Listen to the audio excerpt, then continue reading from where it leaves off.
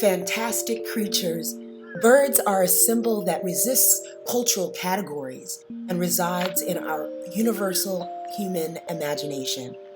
Arc messengers, whole mind alerters, philosophical egg bearers, and fanciful beings of evolutionary history, we return to birds as beings of transcendence.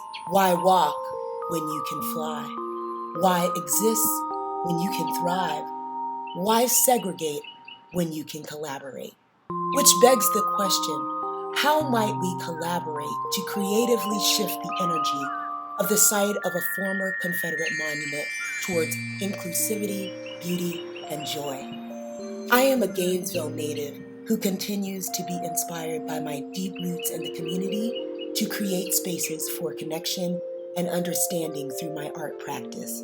Naturally, in my research for this site proposal, I look to women. Women who in the early 20th century, in addition to demanding the right to vote, created a coalition against the fashion of the day to ensure the protection of avian wildlife.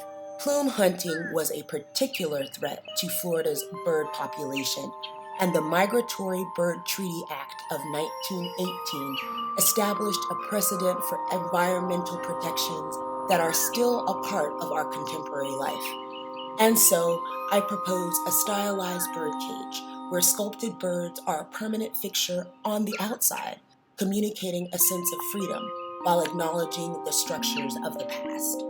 And in partnership with the UF IFAS Master Gardener Volunteer Program, a selection of native plants will be featured within the installation, providing a kind of ecosystem sampling for community gatherings and, of course, the ubiquitous selfie. Through this work, additionally supported by the Harn Museum of Art, I hope to celebrate those who understand that the birds, the trees, the air we breathe, it's all connected.